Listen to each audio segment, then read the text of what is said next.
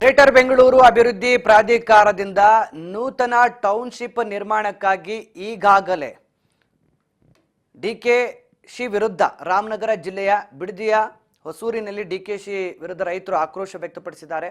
DK Shivakumar Kanakapura ಭಾಗದಲ್ಲಿ township ನಿರ್ಮಾಣ ಮಾಡಲು ಮುಂದಾಗಿದ್ದಾರೆ ಅಂತ ತಾವು ಸಹಕರಿಸಬೇಕು.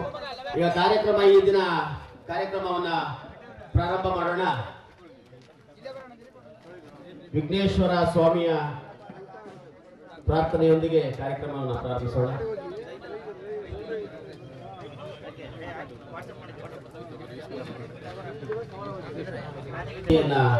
ನೀತಿಗೀತೆಯೊಂದಿಗೆ ಕಾರ್ಯಕ್ರಮ ಪ್ರಾರಂಭ ಮಾಡೋಣ. ಮೊದಲಿಗೆ ನಮ್ಮ ವಿಘ್ನೇಶ್ವರ.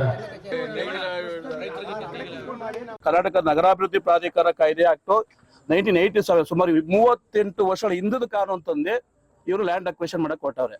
ಇಲ್ಲಿ ಉದ್ದೇಶ ಏನಂತ ಅಂದ್ರೆ ಇದು ತುಂಬಾ ಸ್ಪಷ್ಟವಾಗಿ ಅವರೇ ನೋಟಿಫಿಕೇಶನ್ ಹೇಳಿದ್ದಾರೆ. ಇದು ಯಾವುದೇ ರೈತನ ಅಭಿಪ್ರಾಯ ಕೇಳುವಂಗಿಲ್ಲ, ಒಪ್ಪಿಗೆ ಕೇಳುವಂಗಿಲ್ಲ. ಜಿಲ್ಲಾಧಿಕಾರಿಗಳು ಏನ್ ತೀರ್ಮಾನ ಮಾಡ್ತಾರೋ ಆ ತೀರ್ಮಾನ ನಾವು ಒಪ್ಕೋಬೇಕಷ್ಟೇ. ಮತ್ತೆ ಅವ್ರ ಅಕ್ವೇಷನ್ ಮಾಡಕ್ ಬಂದಂತ ಸಮಯದಲ್ಲಿ ಬಂದಂತ ಅಧಿಕಾರಿಗಳಿಗಾಗ್ಲಿ GBD ಅಧಿಕಾರಿಗಳಿಗಾಗ್ಲಿ ಯಾರು ನಾವು ತೊಂದರೆ ಕೊಡುವಂಗಿಲ್ಲ, ಅಂತವನ್ನ ಕೇಸ್ ದಾವಣೆ ಮಾಡ್ಬೋದು ಅಂತ ಒಂದು ಆಕ್ಟ್ ತುಂಬಾ ಗೆಜೆಟ್ ತುಂಬಾ ಸ್ಪಷ್ಟವಾಗಿ ಹೇಳಿದ್ದಾರೆ.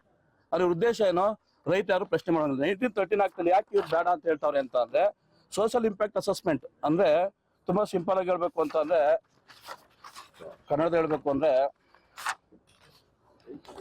ಭೂ ಸ್ವಾಧೀನ ಪಾರದರ್ಶಕತೆ, ಸೂಕ್ತ ಪರಿಹಾರದ ಹಕ್ಕು, ಪುನರ್ವಸತಿ, ಪುನರ್ ನಿರ್ಮಾಣ, ಭೂ ಸ್ವಾಧೀನಕ್ಕೆ ಪಬ್ಲಿಕ್ ಶೆಲ್ಟರ್ಗೋಸ್ಕರ 70%, ಖಾಸಗಿ ಜೊತೆ ಒಪ್ಪಂದ ಮಾಡ್ಕೊಂಡು ಮಾಡ್ಬೇಕಾದ್ರೆ 80% ರೈತರುಗಳು ಒಪ್ಪಿಗೆ ಕೊಡಬೇಕು ಅನ್ನೋದು ಕೇಂದ್ರ ಸರ್ಕಾರದ ಲ್ಯಾಂಡ್ ಅಕ್ವಿಷನ್ 2013 ಆಕ್ಟ್.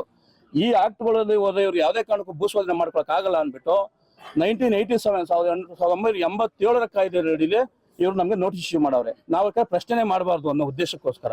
ಹಂಗಾಗಿ ಇವ್ರು ಲ್ಯಾಂಡ್ ಅಕ್ವಿಷನ್ ಆಕ್ಟ್ ಕೇಂದ್ರ ಸರ್ಕಾರ ಮತ್ತೆ ಈಗಿನ ಆಕ್ಟ್ ನ ವೈಲೇಷನ್ ಮಾಡಿರೋದ್ರಿಂದ ಇದು ಸ್ಪಷ್ಟವಾಗಿ ಕಾಣ್ತದೆ. ರೈತನ ತಿಕ್ಕುವಂತ ಕೆಲಸ ಮತ್ತೆ ರೈತನ ಭೂಮಿಯ ಹೊಡ್ಕೊಂತ ತುಂಬಾ ಸ್ಪಷ್ಟವಾಗಿ ಹೇಳ್ತಾರೆ.